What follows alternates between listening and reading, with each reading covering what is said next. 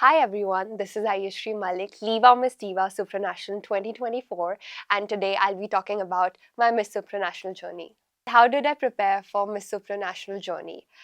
Well, the best part about the journey was the organization because now that I'm Miss Supranational India, I am going to represent a whole country. And the best part is you have a very strong organization backing you in terms of your preparation, in terms of your training, how you as an individual will, stay in a different continent, in a different country all by yourself.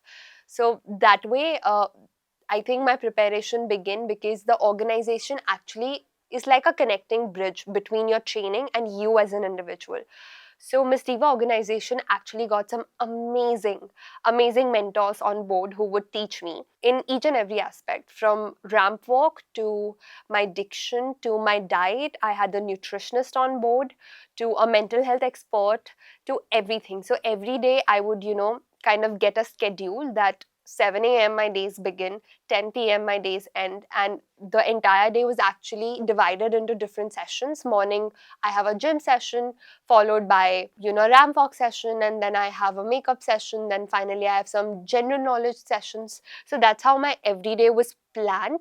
I think this journey was actually something that was very systematic. So the organization planned everything for me, and most importantly, they looked after me. So whatever progress I was making in the training period, or even if I had issues, if I was not doing well, everything was actually monitored by the organization, and also the organization was actually linked with Miss Supranational organization as well. So whatever updates we are getting, for example, Supra chat was something that happened while I was in India. So arranging a good camera setup, preparing myself for Supra chat, everything was done by Miss Diva organization. So I feel that my training period was actually a blend of everybody doing their job. Miss Diva organization playing its role, Miss Supranational organization giving me all the information, while me as a contestant, I just focused on work because I had all the facilities. I would just keep training myself, keep working hard, and every day just become better. I think though I have so many wonderful mentors with me, but there were certain things that I had to do myself, was actually learning. Because it's like जैसे बोलते हैं ना, गुरु आपको एक direction दिखा सकते हैं, वो आपको बता सकते हैं, but at the end I had to do it myself. I know that in Poland nobody would come with me, it's me by myself. So whatever they were teaching me, I had to do it all by myself. There were late nights when I would just woke up and practice my hair, makeup. I would do my current affairs. I would practice how to speak in front of a mirror. So it really takes time to get the knowledge, and then secondly, imbibe that knowledge, because once you take it in, that's when you see the improvement. Walking at the airport of Mumbai with the Indian flag, knowing that now is the moment that I'm leaving as the pride of India, going to Poland, that moment felt like it's worth it. I've been talking about the hard work, the harsh training, the bad days, the self doubt, the glamorous part of it as well. But when you leave, I think it's all worth it. And believe it or not, I remember holding the flag of India and I had like my hands shook and I cried because you don't know how to hold that power inside you. Imagine everybody saying India and you stand as the face of India. I don't know if you guys can feel me as I say it right now, because I was there in Poland for 30 days. Nobody knew my name, like Ayushree. Every time they would call me Miss India, can you please be here? Can you please tell us about your country? And I would speak on behalf of all the Indians. It's just magical. I think my favorite food discovery during Miss Supranational in Poland was, so the dumplings in Poland are called pierogi. And I felt that from Delhi momos to Poland momos, the pierogi was actually my savior. I feel the starking difference between Miss Diva and Miss Supranational is that when I was going for Miss Diva, my co-finalists were the people who were striving in their life. Maybe they just started the pageantry, or they are on the verge of becoming someone successful, or they are someone who has tried pageantry for like past 10 years. We are trying to win something. But Miss Supranational is a place where all the winners from across the world come. So, you're literally competing among the winners. You're competing with the best of the best. And you just, more than a competition. It's more like a culmination of all the cultures just representing your country and showing it to the world. I think the most powerful lesson that I, as a, as the youth of India, I would say learn at while I competed at an international stage is that be proud of our country. I would say this because once we are in India, we don't really realize it. But when I was out there, I realize how rich my culture is. I come from a place which is full of traditions and values. So never doubt that you are less than anybody else. I think it has given me such immense amount of confidence that I can walk into any room on this entire planet and I can speak it with pride that I come from India, a country which is magnificent in its own ways. So trust me, you and I, we guys are lucky that we are Indian and we should be proud about this. I think national costume is very unique to every country, but if I have to pick one, I'll say Venezuela. She wore these pink feathers and they were huge, they were touching the roof, and I really don't know how that girl carried that off, but amazing.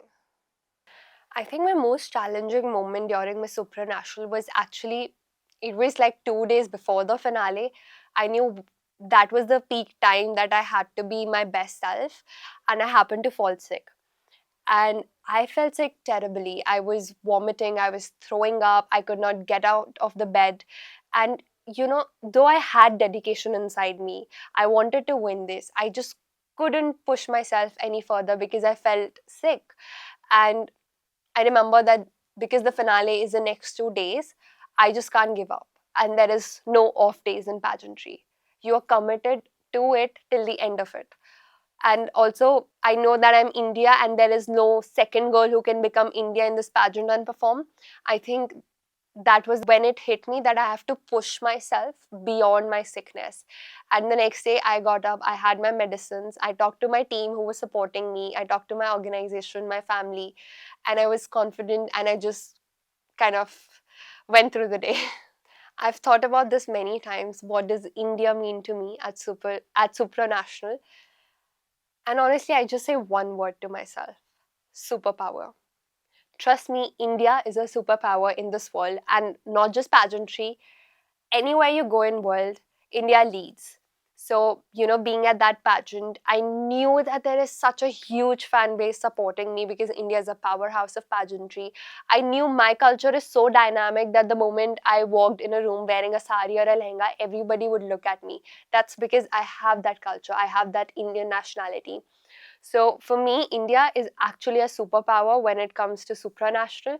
And I just hope that, I really hope that everybody could experience that powerful feeling of being an Indian on that international stage.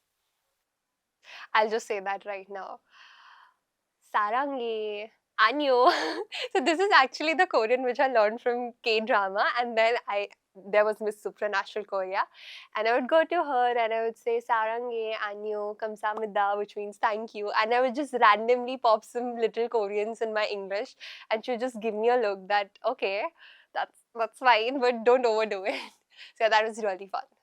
Okay, this is the message I would say to myself, that how my journey was. I would tell myself that I'm just a girl who completed her school, but I had the dreams to go on an international stage, which felt so unreal.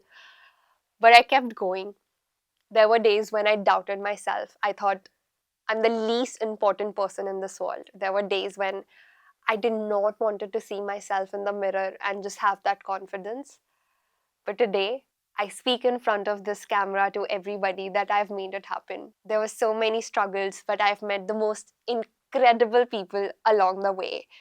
Every time I open Instagram, I have so many followers, so many pageant pages supporting me. I remember my birthday was like a week ago, and this time it was not just my birthday. I felt that everybody were wishing me and they were really proud of me, of who I am. Yes, failures were part of it. There were not good days. At the end, I know that Miss Supranational maybe is not such a huge success for me, but it's a huge transformation for me because what I've learned, nobody can take it away from me. And I hope I always stay proud of myself. Thank you for listening my Miss Supranational journey so far. And I would like to conclude it by saying that you guys have been there, not just in this video, but in that journey. And I know that what I've earned is so precious. Not everybody gets this chance.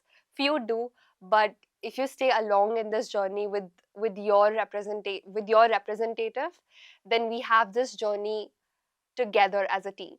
And I'm really grateful that I've got everybody who's listening right now, and I'm happy to have this experience.